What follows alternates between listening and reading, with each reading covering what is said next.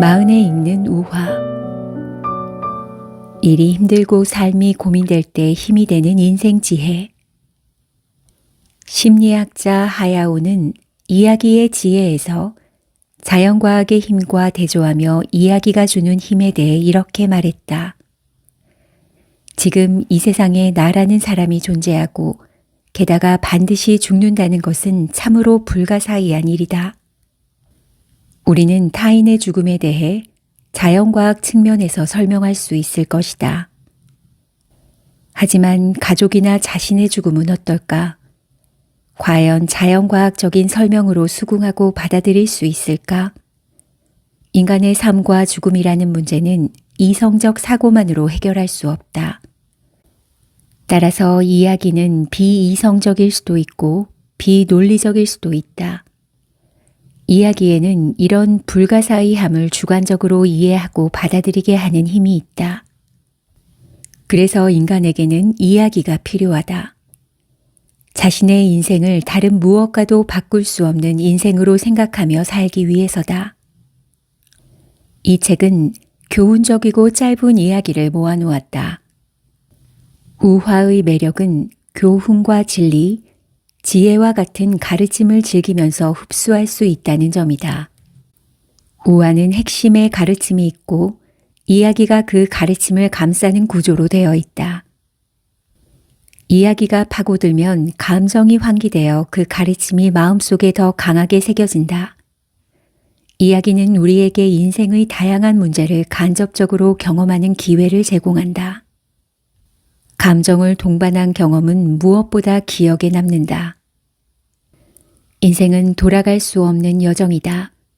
우리 모두 첫 번째 인생을 걷고 있다. 낯선 길을 걷는 여행자에게 도로 표지판이 도움이 되듯이 항상 첫 번째 인생을 살아가고 있는 우리에게도 길잡이는 쓸모가 있다. 우화는 선대가 남긴 인류의 소중한 유산으로 잘 살기 위한 가르침이 웅축되어 있다. 그런 의미에서 우화는 인생의 이정표가 되어준다. 길을 잃거나 미래가 보이지 않을 때는 물론이고 힘들 때나 괴로울 때, 용기가 나지 않을 때, 자신감을 잃었을 때, 목표를 잃었을 때, 미래가 불안할 때, 아주 오래전부터 구전되어 온 우화는 우리에게 다양한 지침을 줄 것이다. 탐욕스러운 소몰이꾼. 99마리 소를 키우는 부자가 있었다. 하지만 그는 행복하지 않았다. 한 마리만 더 있으면 100마리가 된다는 생각이 머릿속에서 떠나지 않았기 때문이다. 그는 99마리나 되는 소를 키우는 것에 만족하지 못하고 100마리도 안 된다는 사실에 불만을 품었다. 그래서 그는 일부러 허름한 옷을 입고 소 한 마리를 키우며 근근히 사는 친구 집을 찾아갔다. 부자는 그 친구에게 말했다. 너는 좋겠다. 나는 소 한 마리도 없는데 먹을 것이 없어서 힘들어. 앞으로 어떻게 먹고 살지 매일 걱정이 끊이지 않아. 내가 참 부럽다. 친구는 깜짝 놀라 말했다. 내가 그렇게 형편이 어려운 줄 몰랐어. 그러면 이 소를 줄게. 나는 이 소가 없어도 그럭저럭 살아갈 수 있으니까. 부자는 속으로 혀를 쏙 내밀며 소를 데리고 돌아갔다. 그날 그는 행복했다. 바라마지 않던 소 100마리를 갖게 되었으니 말이다. 친구도 행복했다. 공궁한 친구를 조금이나마 도울 수 있었기 때문이다. 선한 일에서 기쁨을 찾기 마련이다. 부자도 부자의 친구도 행복과 기쁨으로 가득 찼다. 그렇다면 과연 어떤 기쁨이 진짜일까? 우선 부자가 기쁜 이유는 소가 100마리 되었기 때문이다. 따라서 그 기쁨은 오래가지 않는다. 그는 욕망덩어리 같은 사람이기에 소를 집으로 데려오자마자 좋아, 다음 목표는 200마리다 라고 생각할 것이다. 반면 부자의 친구가 기쁜 이유는 공경에 처한 친구에게 도움이 되었기 때문이다. 물론 소를 내어줬으니 실익 측면에서는 마이너스다. 그러나 마음이 넓고 타인의 기쁨을 자기 일처럼 기뻐할 수 있는 자신이 자랑스러울 것이고 자존감도 높아질 것이다. 악한 일에서 기쁨을 찾는 사람이 아니라 선한 일에서 기쁨을 찾는 사람이 되기를 바란다. 두 번째 우화, 2배의 소원. 길 하나를 사이에 두고 두 정육점이 서로 경쟁하며 장사를 하고 있었다. 어느 날 신이 한 정육점 주인에게 말씀하셨다. 내 소원을 말해보아라. 무엇이든 들어주마. 정육점 주인이 소원을 빌려고 할 때 신은 이렇게 덧붙였다. 잠시만 기다려라. 내 소원은 곧 들어줄 것이지만 건너편 정육점 주인에게는 내 소원의 2배를 줄 것이다. 내가 1억을 달라고 하면 너에게 바로 1억을 주겠다. 그와 동시에 건너편 정육점에는 2억을 줄 것이다. 잘 생각해보고 소원을 말하거라. 정육점 주인은 고민에 빠졌다. 잠시 생각한 끝에 신에게 이렇게 질문했다. 그럼 제가 불행하기를 바란다면 건너편 주인은 저보다 2배 불행해지나요? 그렇다. 내 말이 옳다. 알겠습니다. 그럼 신이시여, 저의 한쪽 눈을 뽑아주세요. 나의 행복과 너의 행복을 분리한다. 이후 어떻게 됐을까? 신은 주인공인 정육점 주인이 원하는 대로 그의 한쪽 눈을 뽑고 건너편 정육점 주인의 2눈을 뽑았을 것이다. 객관적으로 그들은 둘 다 불행해졌다. 하지만 주인공은 그렇게 생각하지 않았다. 자신도 불행해졌으나 길 건너편의 정육점 주인이 자신보다 더 불행해졌으니 자신은 상대적으로 행복해졌다고 생각했다. 어처구니 없는 이야기다. 이웃의 가난은 오리고기 맛, 타인의 불행은 꿀맛이라는 속담이 있다. 이런 속담이 있을 정도로 우리는 남의 불행을 기뻐하는 경향이 있다. 그 이유는 자신의 행복 수준을 다른 사람의 행복 수준과 비교해서 판단하기 때문이다. 나는 전혀 행복하지 않다. 하지만 저 사람에 비하면 그나마 나은 편이다. 그래서 나는 그럭저럭 행복하다. 이런 식으로 자신을 위로하는 것이다. 우리는 자신의 다양한 욕구를 충족하는 것, 즉 자신이 행복해지는 것을 목표로 행동한다. 그런데 내가 어떻게 행동할지는 바로 내가 선택한다. 그 말은 내가 행복할 수 있는지에 대한 책임이 나 자신에게 있다는 말이다. 어떤 사람이 행복해지는 것에 대한 책임은 그 사람에게만 있다는 뜻이다. 이런 생각을 염두에 두면서 이 우화를 다시 읽어보자. 주인공인 정육점 주인은 어떻게 하면 이웃이 행복해지고 불행해질지를 자신이 좌우하려 하기 때문에 일이 이상한 방향으로 가는 것을 느낄 수 있다. 이 우화에서 배워야 할 교훈은 자신의 행복과 불행과 타인의 행복과 불행을 분리하는 것이 중요하다는 것이다. 세 번째 우화, 아주 싫어하는 샌드위치. 중서부의 한 건설 현장. 점심시간을 알리는 호루라기 소리가 울리자 노동자들이 일제히 도시락을 먹기 시작했다. 셉은 도시락이 든 가방을 열자 평소처럼 투덜거리기 시작했다. 어휴, 또 땅콩버터와 잼 샌드위치야? 딱 질색인데.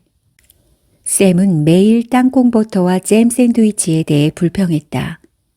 몇 주가 지나자 동료들은 샘이 늘어놓은 푸념을 참을 수 없게 되었다. 마침내 한 동료가 이렇게 말했다. 그만 좀 해요, 샘. 그렇게 땅콩버터와 잼이 싫다면 아내에게 다른 것을 만들어 달라고 하면 되잖아요. 아내라고? 샘은 대답했다. 난 혼자 살아. 도시락은 내가 직접 싸. 어떻게 행동할지 선택하는 것은 나 자신이다. 혹시 당신도 자신도 모르게 자기가 싫어하는 재료로 샌드위치를 만들고 불평불만과 푸념을 늘어놓으면서 그것을 계속 먹고 있진 않은가?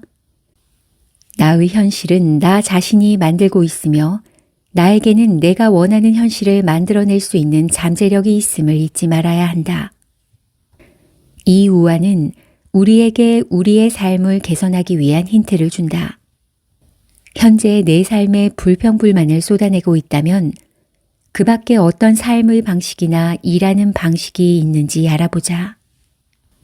각각의 삶과 일하는 방식을 실행하는 데 필요한 경로를 파악한 다음 겁먹지 말고 용기를 내어 한 걸음 내디뎌 보자.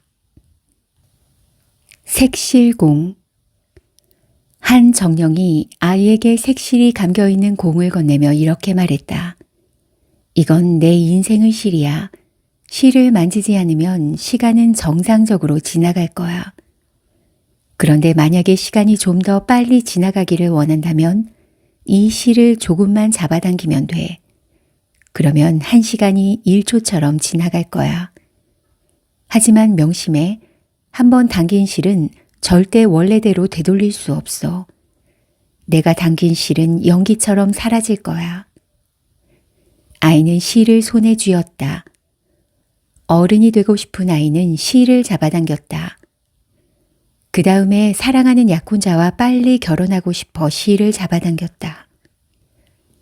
그리고 아이들이 자라나는 모습을 빨리 보고 싶어 직업과 이득과 명예를 빨리 얻고 싶어 걱정거리에서 빨리 해방되고 싶어서 나이가 들면서 찾아온 질병과 슬픔에서 빨리 벗어나고 싶어 실을 잡아당겼다. 그리고 슬프게도 마지막으로 고통스러운 노년을 끝내고 싶어서 실을 잡아당겼다. 그 결과 아이는 정령에게 색실공을 받은 지 넉 달하고도 엿새밖에 살지 못했다. 인생을 빨리 감기 하지 않는다. 우리는 종종 하루의 끝이나 다음 주말을 고대하며 살아간다. 이렇게 미래를 고대하는 마음은 지금부터 그때까지의 시간을 빨리 감기 하는 행위이며 자신이 수명을 단축하는 것이나 마찬가지다. 우리에게 남겨진 시간은 절대 늘어나지 않고 줄어들기만 하는데 말이다. 예를 들어 우리는 월요일 아침에 이렇게 중얼거린다. 아, 한 주가 시작되었네. 토요일까지 앞으로 닷새나 남았어. 빨리 지났으면 좋겠다. 그런 마음으로 산다면 월요일부터 금요일까지는 인생의 공백기가 되어 그만큼 인생이 짧아질 것이다.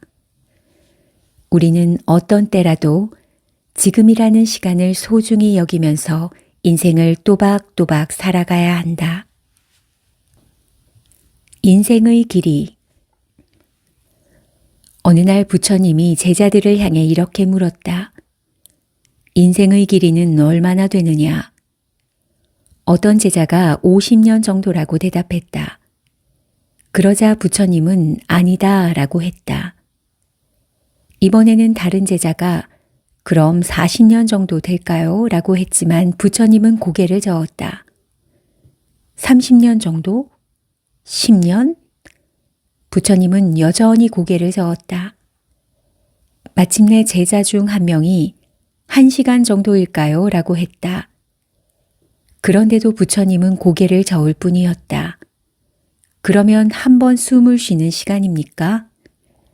마지막으로 한 제자가 이렇게 말하자 비로소 부처님은 그 말이 맞다라며 크게 고개를 끄덕였다. 인생은 한 호흡의 연속. 호흡은 숨을 들이쉬거나 내쉬어서 공기 중에 산소를 마시고 이산화탄소를 배출하는 행위다. 그 과정을 좀 더 자세히 살펴보면 숨을 들이마신다, 숨을 내쉰다, 휴식기라는 흐름으로 진행된다. 숨을 한 번 쉬는데 필요한 시간을 4초라고 하면 우리는 하루에 21,600번 숨을 쉰다. 한 호흡이 쌓여 하루가 되고 하루가 쌓여 1년이 되고 1년이 쌓여 인생이 된다고 생각하면 한 호흡이 쌓여 인생이 되는 셈이다. 교육학자 사이토 다카시는 호흡 입문에서 휴식기, 즉 숨을 내쉬고 나서 다음 숨을 들이마시기 시작할 때까지의 사이에 대해 흥미로운 말을 했다. 휴식기는 살아있는 시간 속에 이미 죽음이 섞인 가장 신성한 순간이다. 그것은 임시로 찾아온 죽음의 순간이라고 생각할 수도 있다. 그 순간순간을 담담하게 받아들이는 것이 삶과 죽음을 통찰하는 일종의 연습도 된다. 그렇게 생각하면 한 호흡 한 호흡이 죽음의 예행 연습이다.